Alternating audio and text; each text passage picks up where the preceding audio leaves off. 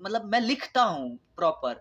और जब बात आती है यूपीएससी आंसर राइटिंग की, तो आपको पता होना चाहिए कि किस तरह के स्टैंडर्ड आंसर राइटिंग उसमें करने पड़ते हैं। तो मैं जो चीज़ें आपको बता सकता हूँ, देखिए लाखों यूट्यूब चैनल मिल जाएँगे आपको जो इंग्लिश से हिंदी कैसे जाना है, हिंदी से इंग्लिश कैसे जाना है, ये सभी चीज़ें बताएँगे। लेकिन जो मैं आपको बता सकता हूँ वो आपको नहीं मिलेगा, क्योंकि जो मैंने महसूस किया है, जो मैं फ़ील करके आया हूँ, नामुमकिन। तो हेलो एंड नमस्कार मेरे प्यारे हिंदी मीडियम स्टूडेंट्स। जैसा कि मैंने प्रोमाइज़ किया था कि हाँ, मैं लेके आऊँगा आप सभी के लिए लेक्चर्स अपने, कि कैसे खुद को हिंदी से इंग्लिश में शिफ्ट करना है। आखिर आप किसी भी स्टेज पे हो, चाहे आप यूपीएससी की प्रिपरेशन कर रहे हो या फिर आप कहीं भी किसी भी स्टेज में हो, अगर आपको अपनी यूपीएससी के साथ या मतलब किसी भी इस फील्ड में हो, आपको अगर एनडीए की तैयारी कर रहे हो, अगर आप 12th में हो, 10th में हो, आपको अगर किसी भी तरीके से आपको कहीं भी आप हो, किसी स्टेज पे हो, मैं आपको दावे के साथ कहता हूँ कि मैं आपको आपका चेंज मीडियम करा सकता हूँ। क्योंकि मैं खुद भी एक हिंदी मीडियम का स्टूडेंट रहा हूँ, तो मैं जानता हूँ कि मैंने किस तरह से चेंज करी without any help. Nobody was there who can even check that I was wrong और राइट। तो वहाँ पे तो मेरे साथ इस तरह की सिचुएशन थी, फिर भी मैंने कर दिखाया, कर लिया because of my will power. तो आपके पास तो मैं हूँ, मैं आपके साथ हमेशा रेगुलर टच में रहूँगा कि आखिर आपको कैसे शिफ्ट होना है। मैं हर संभव प्रयास करूँगा कि आपकी हेल्प करूँ, ठीक है? तो आप निश्चिंत रहिए। और देखिए, मेहनत तो आपको करनी पड़ेगी और कोशिश तो आप ही को करनी है। अगर आपको सीखना है तो मैं आपका हाथ पकड़ के तो सिखा नहीं सकता। लेकिन ईमानदारी से अगर मेहनत कीजिएगा तो मैं गारंटी दे सकता हूँ इस बात की कि मैं आपको सिखा दूँगा, क्योंकि मैं रहा हूँ, मैं इस चीज़ को समझता हूँ। और क्योंकि मैं एक यूपीएस एस्पायरेंट हूँ, आप देख सकते हो, मैंने ये मेरा आंसर राइटिंग का मैंने लिया हुआ था। क्योंकि मैं एक आंसर राइटिंग मतलब यूपीएससी का एस्पायरेंट हूँ, तो मैंने बखूबी अपने आंसर राइटिंग्स वगैरह करी हुई है, बहुत सारी चीज़ें लिखी हुई है। देखिए, लिखना जो इंग्लिश में लिखना है ना, वो मोस्ट डिफिकल्ट पार्ट है। अगर आप लिखना शुरू कर दिए और आप लिखने में माहिर हो गए, इसका मतलब आपको इंग्लिश बखूबी आता है। आप बोल भी सकते हो और आप इंग्लिश में हो गया, आपका सिस्टम सही हो गया। तो मैं आपको एक और चीज़ बता दूँ कि मैं यहाँ पे 7-8 पॉइंट्स आप सभी के लिए लेके आया हूँ। मैंने यहाँ पे लिख तो दिया है, लेकिन आपको ये समझ नहीं आएगा। मैं इसमें इसमें काफ़ी सारी चीज़ें छुपी हुई हैं। मैं आपको यहाँ पे डिस्क्राइब कर रहा हूँ। ये लेक्चर 1 है। और चलिए हम लोग चर्चा करते हैं कि आखिर हम लोग को बेसिक में क्या करना है, आखिर इंग्लिश को पहले समझते कैसे हैं, पहले शुरुआत कैसे करनी है, what should be the first step that can enhance our understanding of English. और मैं यहाँ पे 7-8 पॉइंट जो लिखा हूँ, मैं आपको इसको बताता हूँ, ठीक है? तो आपका जो पहला जो स्टेप होना चाहिए, तो मैं आपको बता दूँ कि जो पहला स्टेप है वो ये है कि बेसिक ऑफ इंग्लिश। देखिए, बेसिक्स आपको पते होने चाहिए, क्योंकि देखिए मैं आपको बेसिक तो नहीं बता सकता, लेकिन अगर आपको आपको ये वीडियो पहुंचती है आपके पास, अगर आपको बेसिक भी नहीं आती है, तो आपको बेसिक कवर करनी पड़ेगी और आप मुझे कमेंट कर सकते हो, फिर मैं बेसिक आपको कराऊंगा पहले। लेकिन मुझे लगता है कि आपको बेसिक तो आती ही होगी।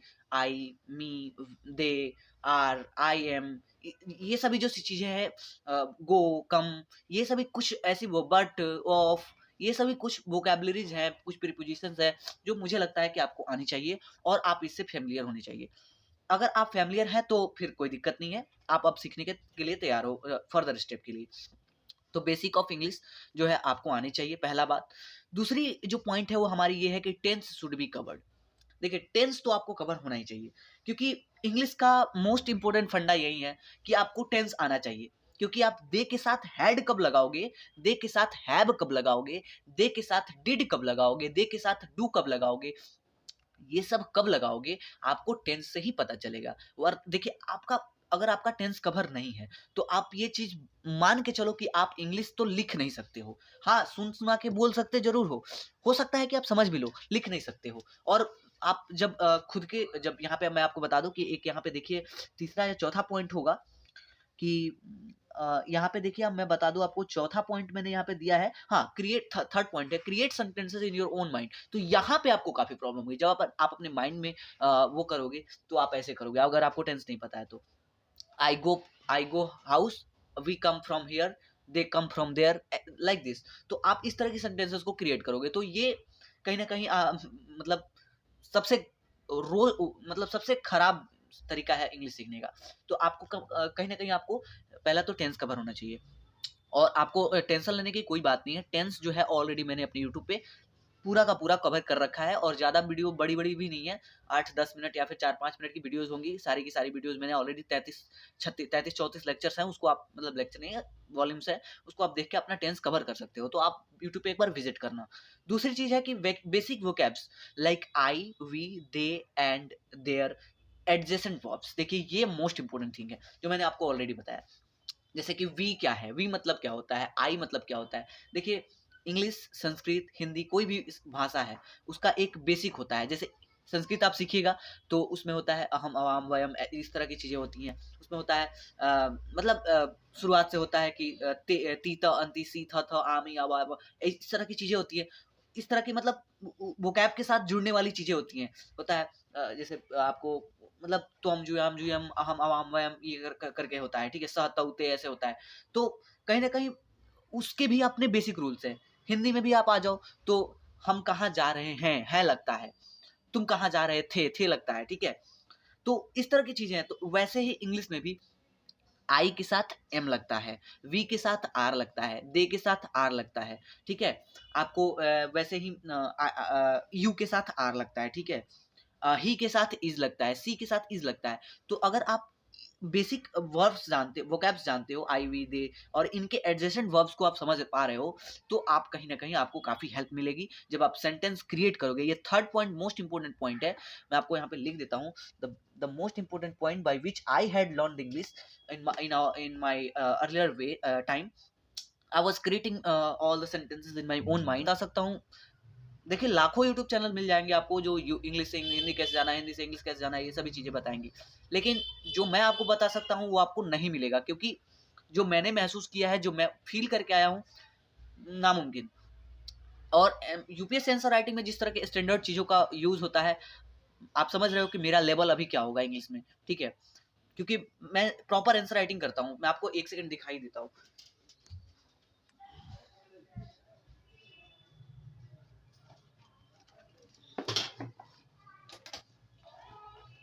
देखिए ये रहे मेरे, देखिए मैं आपको दिखा दे रहा हूँ। ये जो है, देखिए ये मेरा आंसर राइटिंग है। यूपीएससी का स्टैंडर्ड, जो यूपीएससी का जो आंसर राइटिंग होता है, ये मेरे आंसर राइटिंग्स हैं। तो आप देख सकते हो, देख सकते हो, ये मैंने खुद से आंसर राइटिंग करी हुई है और बाकायदा मैंने कई कई बार ये तो पूरा कॉपी भर चुका है। ये देखिए मैंने चेक भी कराया है सर से। तो मेरे भी गुरु हैं, ऐसा नहीं है। तो ये यूपीएससी की मेंटरशिप करते हैं। तो ये देखिए मेरा ही अपना आंसर राइटिंग है। तो आप देख सकते हो कि मेरा लेवल कहाँ होगा इंग्लिश में, ठीक है? तो मैं आपको जो चीज़ बता सकता हूँ वो शायद आपको कोई और बताए, मतलब शायद ही। बाकी आप रिले अपॉन कर सकते हो मेरे पे। अगर मैं इतना कुछ आपके लिए कर रहा हूँ तो आपको ज़रूर करना चाहिए, एक बार कोशिश करके तो देखनी ही चाहिए मेरे पे। तो थर्ड इम्पोर्टेंट पॉइंट हो गया आपका कि अपने माइंड में जो है सेंटेंसेस को क्रिएट कीजिए, ठीक है? वो फोर्थ इंपॉर्टेंट पॉइंट है वो हैबिट। किस चीज़ की? Habit of reading English paragraphs, whether newspaper और एनी बुक। देखिए कुछ भी, अगर आप मतलब न्यूज़पेपर आपको अगर मिल जाए, इंग्लिश में न्यूज़पेपर कहीं मिल जाए तब तो बेहतर है। नहीं मिले तो कोई भी 12th का हो, 10th का हो, 9th का हो, 8th का हो, कोई भी आप एक बुक उठाइए इंग्लिश का और उसको डेली के डेली कम से कम at least 1 paragraph should be covered daily. आप पढ़िए, आपको समझ आए, आपको समझ ना आए, आप पढ़िए। देखिए, अब जब आप पढ़िएगा तो उसमें आपको बहुत सारी ऐसी वोकैब्स मिलेंगी जो आपको नहीं पता है। तो ठीक है, बहुत सारी भी मतलब करने की भी ज़रूरत नहीं है। आपको एक छोटा-सा पैराग्राफ पढ़ना है डेली और उस पैराग्राफ में से आपको कम से कम डेली का डेली 10 वोकैब्स एवरीडे कम से कम उसको लिख लेना है, ठीक है? और देखिए मैं आपको कभी नहीं कहूँगा कि आप वोकैब्स को रट लो। ये जैसे डिस्ट्रिक्ट डिस्ट्रिक्ट में भिन्न, DIST ऐसे करके याद करने की कोई ज़रूरत नहीं है, कोई ज़रूरत नहीं है। मैंने कभी वोकैब्स को याद नहीं किया, कभी नहीं याद किया। आपको मैं स्ट्रांगली सलाह दूँगा कि आप याद करने के चक्कर में मत जाना। कम से कम आप उस 10 वोकैब्स को लिख लेना एक डायरी में, ठीक है? और एक बार देख लेना, फिर दोबारा कभी समय मिले तो देख लेना, कोई दिक्कत नहीं है। उसको लिख के छोड़ सकते हो, ऐसे कोई दिक्कत नहीं है। एक बार देख लेना बस, ये कहूँगा, ठीक है? दूसरा चीज़ है, जब आप उस पैराग्राफ को पढ़ोगे, ठीक है? तो आप उसके 7वाँ पॉइंट मैं आपको बता रहा हूँ, उसको आप समझने का, उसके थीम को समझने का प्रयास कीजिएगा कि आखिर वो बोल क्या रहा है?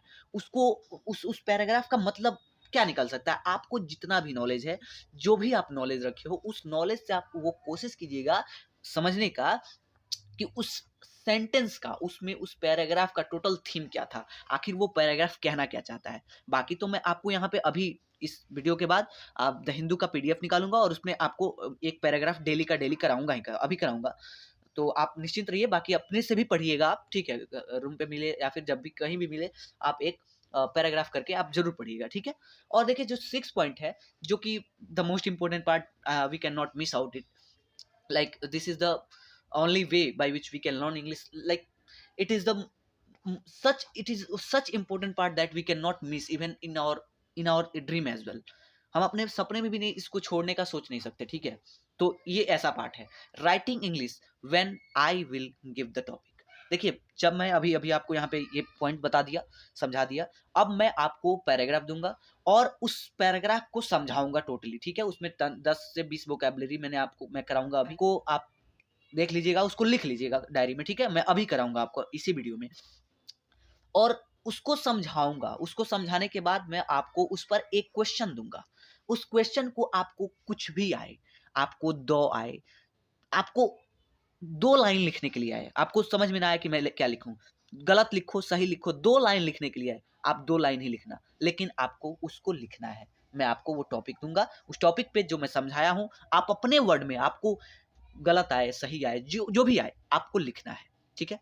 तो ये रहे हमारे कम से कम 8-9 मैंने आपको यहाँ पे बेसिक दिया है। उम्मीद करता हूँ कि आप लोगों को समझ में आया होगा, और नहीं समझ में आया तो आप कमेंट जरूर कीजिएगा। मैं आप लोग के लिए यार यहाँ पे हूँ यार, आप टेंशन ना लो, मैं करा दूंगा, मैं कह रहा हूँ ना आपको। अब चलिए हम लोग चलते हैं अपने पीडीएफ पे, ठीक है? अब एक पैराग्राफ में आपको लाता हूँ और पैराग्राफ में हम लोग थोड़ा सा समझते हैं, ठीक है गाइस? तो जैसा कि आप लोगों को मैंने बेसिक पॉइंट्स बता दिए हैं, और जो भी बेसिक्स है मैंने उसको करा रखा है आपको। अब हमारा जो नेक्स्ट है वो मैं आज से शुरू कर रहा हूँ। जो बेसिक थे वो मैंने आपको समझा दिया है, आप पीछे वाली वीडियो को अच्छे से समझना। अब देखिए मैंने न्यूज़पेपर के बारे में सोचा और पीडीएफ भी देखा, लेकिन उसमें मुझे ऐसा कोई आर्टिकल या फिर ऐसा कोई कुछ दिखा नहीं जो शॉर्ट में आपको बहुत आउटपुट दे सकता है इंग्लिश सीखने में। ज़्यादातर चीज़ें पार्टी पॉलिटिक्स से थी, तो वो तो आमतौर पे वैसे ज़्यादा आपको आउटपुट नहीं मिलेगा वहाँ से। इसलिए मैंने सोचा कि मेरे पास तो बहुत सारी बुक्स पड़ी हैं, इंग्लिश में ही सारी हैं, तो मैं आपको एक टॉपिक टाइप का कवर कराऊंगा, जो कि ये देखिए आप, ये टॉपिक है। ऐसा आपको इसको समझना नहीं है, आपको इसको पढ़ना नहीं है, लेकिन इसके इंग्लिश का जो लैंग्वेज है इसको समझना है। तो ये यहाँ तक मैं कराने वाला हूँ, ठीक है? और आप यहाँ तक आप पढ़ोगे और आपको इसमें से जो भी वोकैबुलरीज हैं उसको हम लोग यहाँ पे कवर करेंगे, ठीक है? और इसके थीम को आप समझोगे, और थीम को समझ के फिर थीम को समझने के बाद यहाँ पे मैं आपको क्वेश्चन एराइज करूंगा, जिसे आप जो भी है लिखोगे, ठीक है गाइस? जैसा कि मैंने आपको ऑलरेडी वीडियो में बताया है। तो चलिए हम लोग पढ़ते हैं इसको, ठीक है?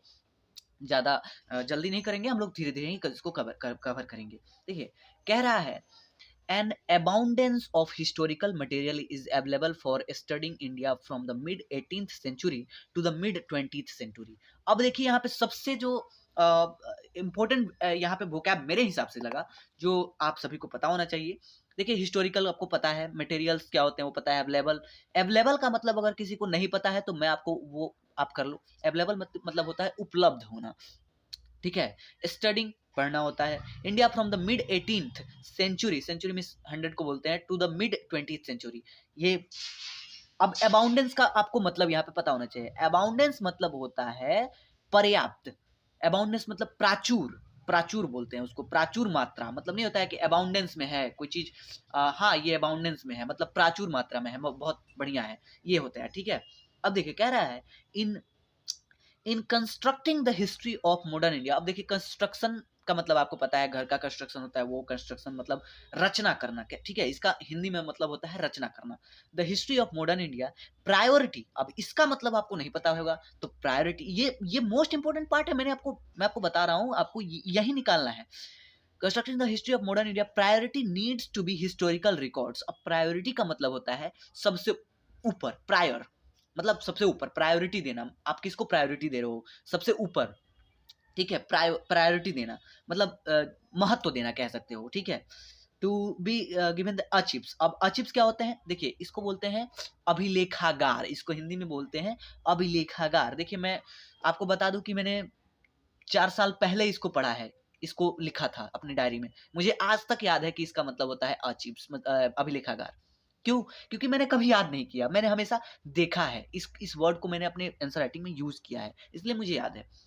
कह रहा है Archives refer to a collection of historical records and documents usually. अब usually का मतलब बहुत लोगों को नहीं पता होगा. usually का मतलब होता है आम तौर पर. क्या होता है? आम तौर पे. लिख लेना, मैं जो भी आपको सेंटेंसेस हाईलाइट करके बता रहा हूँ वर्ड्स, उस वोकैब को अपने राइटिंग आंसर जो डायरी है उसमें राइटिंग शुरू कर देना guys. Do not take it light. मैं आपको बेबीआई चीज बता रहा हूँ, आप यकीन करो मेरा. ठीक है, अब आपको समझाऊंगा भी. Archives refer to a collection of historical records and documents usually, आमतौर पर प्राइमरी सोर्स डॉक्यूमेंट्स, प्राथमिक डॉक्यूमेंट्स हैं. Example, those documents that have been created as a necessary part of some activity like administrative, legal, social और commercial. अब यहाँ तक हम लोग पढ़ा. हम लोगों ने यहाँ पे एक दो करीबन करीबन 5-6 हमने वोकैब कर लिया. अब हम लोग इसका मतलब समझते हैं. ठीक है, कह रहा है कि हिस्टोरिकल जो मिड 18th सेंचुरी से मिड 20th सेंचुरी तक का जो समय था उसमें हमारे हमारे पास प्रचुर मात्रा में हिस्टोरिकल मटेरियल अवेलेबल थे जो कि अर्चिव्स में रखे गए हैं. और अर्चिव्स क्या होते हैं? Archive refers to a collection of historical records. और अर्चिव में वही चीज रखे जाते हैं जो हिस्टोरिकल रिकॉर्ड में ऑलरेडी पहले मतलब लिखे गए चीजों को उसको अर्चिव में रखा जाता है, अभिलेखागार में रखा जाता है. Usually primary source documents. देखिए कह रहा है this documents that have been created as a necessary part of. तो वो जो मिड 18th से मिड 20th सेंचुरी तक के जो रिकॉर्ड्स थे वो क्या थे? वो बोल रहा है कि वो क्या थे? वो एडमिनिस्ट्रेटिव, लीगल और सोशल और कमर्शियल एक्टिविटी का एक लेखा जोखा था. ठीक है, यहाँ तक ये पार्ट था. ठीक है, कह रहा है दे आर यूनिक ओरिजिनल. वो यूनिक मतलब क्या होता है? यूनिक मीन्स अनोखा. They are unique original documents not consciously written और created to convey information to a future generation. देखिए वो ऐसा नहीं था कि वो फ्यूचर जनरेशन को कोई मतलब नहीं होता है, इंफॉर्मेशन देने के लिए बनाया गया था, लिखा गया था वो लीगल डॉक्यूमेंट्स. एडमिनिस्ट्रेशन वाला जो भी है, कमर्शियल जो भी है, वो ऐसा नहीं था कि वो फ्यूचर जनरेशन को लिखा गया था देने के लिए, कुछ देने के लिए, ऐसा नहीं था. लेकिन वो क्या था? An important part of archive relating to modern. वो ऐसा नहीं था कि फ्यूचर जनरेशन के लिए दिया गया था, वो बस एक लेखा जोखा रखने के लिए हिस्ट्री मतलब एक अभिलेखागार में एक लीगल रिकॉर्ड्स रखे गए थे. ठीक है, इसका कहने का मतलब ये है. ठीक है, an important part of archive relating to modern India are the official records.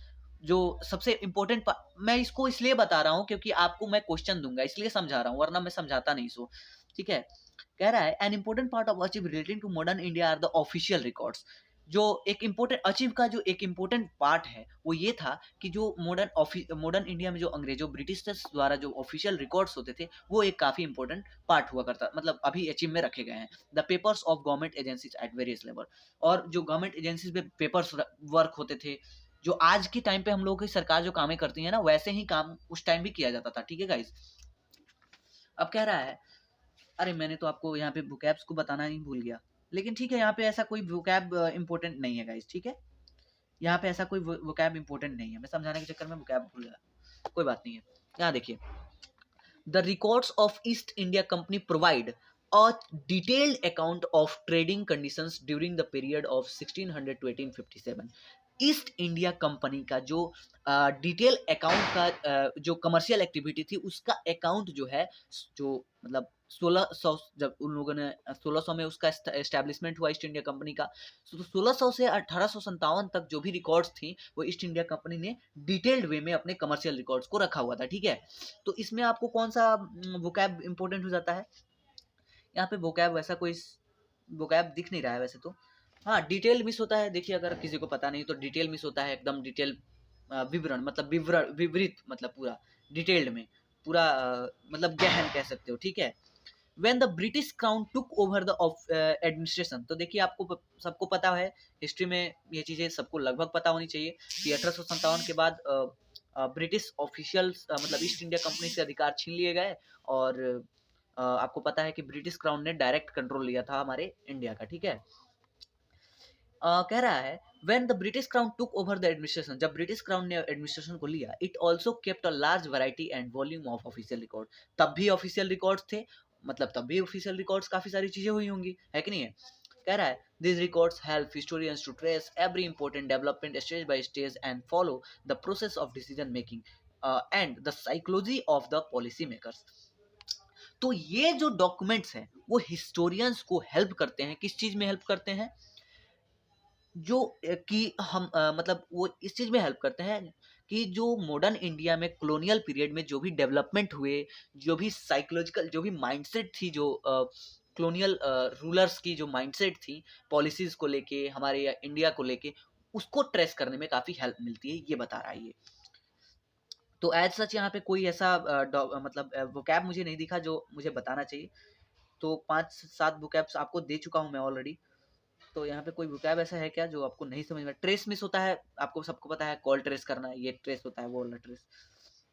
The records of other European East India companies, the Portuguese, the Dutch and the French are also useful for constructing the history of 17th and 18th century. आप सभी को पता है Dutch भी आए, Portuguese भी आए और फ्रेंच वगैरह ये सब आए थे, तो इन्होंने अपना ऑफिशियल रिकॉर्ड इन्होंने भी रखा था। तो इनके भी जो हिस्टोरिकल रिकॉर्ड्स हैं, उनसे भी हमारे हिस्ट्री को कंस्ट्रक्ट करने में, हमारी हिस्ट्री किस तरह की थी, हमारे इंडियन हिस्ट्री में कैसी कैसी चीज़ें हुई, मॉडर्न हिस्ट्री में क्या हुआ, किस तरह से हमारे स्टेजेस पॉलिसी बनाई गई हमारे लिए, कि किस तरह के स्टेजेस हमारे यहाँ डेवलप हुए, किस स्टेज से क्या गुजरा, हमारे कंस्ट्रक्ट करने में वो मदद में आते हैं, ठीक है। ऐसा कोई ऐसा वोकैब दिखा नहीं मुझे, ठीक है। मच ऑफ द गैथर, गैथर, देखिए गैथर का आपको मतलब होना चाहिए, पता होना चाहिए। देखिए हो सकता है गैथर का मतलब आप में से बहुतों को नहीं पता हो, क्योंकि मुझे नहीं पता था मैं जब करता था। तो गैथर मीन्स होता है इकट्ठा करना, ठीक है। From the political setup as well there are also many contemporary. अच्छा देखिए, कंटेम्प्रोरी का मतलब आप सभी को शायद ना पता हो, तो मैं आपको बता दूं, कंटेम्प्रोरी मीन्स होता है समसामयिक, ठीक है। Contemporary, there are also many contemporary, यानी कि समसामयिक, उसके एक साथ, साइमल्टेनियस बोलते हैं उसको, ठीक है, समसामयिक। जैसे contemporary, contemporary to Akbar, Akbar के कंटेम्प्रोरी में और डक्कन में क्या कौन कौन से रूलर्स हुआ करते थे। Contemporary to Akbar there were the sultan of Turkey, मतलब कि अकबर के साइमल्टेनियस, एक अकबर के ही साथ साथ, ऐसे कंटेम्प्रोरी का मतलब ये होता है समसामयिक। And semi-contemporary works such as memories, biographies, and travel accounts, which give us interesting as well as useful glimpse. अब देखिए यहाँ पे बहुत लोगों को glimpse का मतलब नहीं पता होगा, तो मैं आपको बता दूं, glimpse का मतलब होता है झांकी, झरोखा, ठीक है। तो झांकी समझ रहे हो ना, झांकी, glimpse देना, एक हल्का सा आउटलुक, किसी चीज का glimpse देना, थोड़ा सा दिखा के छुपा लेना है। glimpse मतलब झांकी, झरोखा बोलते हैं इसको। glimpse into the history of the 18th and the early 19th century.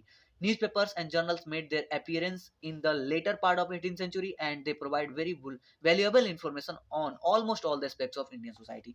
तो इस टोटल जो ये जो टोटल पैराग्राफ है, इसका मतलब ये है कि ऑफिशियल रिकॉर्ड्स तो थे ही ब्रिटिश ईस्ट इंडिया कंपनी के, साथ ही साथ कंटेम्प्रेरी हमारे यहाँ रूलर्स भी हुआ करते थे। जैसे झांसी की रानी हो गई, जैसे सुल्तान, जो ईस्ट इंडिया कंपनी के साथ साथ कंटेम्प्रेरी में बहुत सारे हमारे राज्य थे, 567 रियासतें थी उस टाइम। तो उनके जो राजा वगैरह थे, उनके उनमें भी ऑफिशियल वर्क हुआ करते थे, ठीक है। जिस भी भाषा में, लेकिन उनमें भी ऑफिशियल वर्क हुआ करते, वो भी अपना गैथर करते थे रिकॉर्ड्स, अकाउंट्स, ठीक है।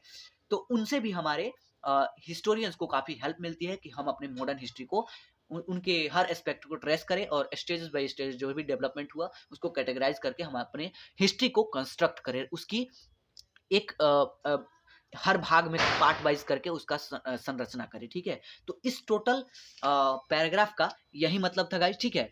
तो आई होप कि आपको ये पैराग्राफ समझ में आया होगा, और मुझे उम्मीद है कि आपको जरूर से जरूर ये पैराग्राफ पूरा समझ में आया होगा। और अगर आया है तो इस पर अब आपको लिखने के लिए एक क्वेश्चन मेरे तरफ से आप जरूर लिखिएगा, ठीक है। तो क्वेश्चन बोलता हूँ, क्वेश्चन ये है कि what are the things that are available for us to construct the history of India, ठीक है। ये क्वेश्चन है, ठीक है। what are its important, इसी के साथ ये दो क्वेश्चन है, ठीक है। आपको जो भी समझ आए, जैसे भी आए, आप इसको लिखने की कोशिश करना, ठीक है गाइस। तो थैंक यू, कल अगेन सेकेंड लेक्चर के साथ मिलेंगे। बाय, टाटा।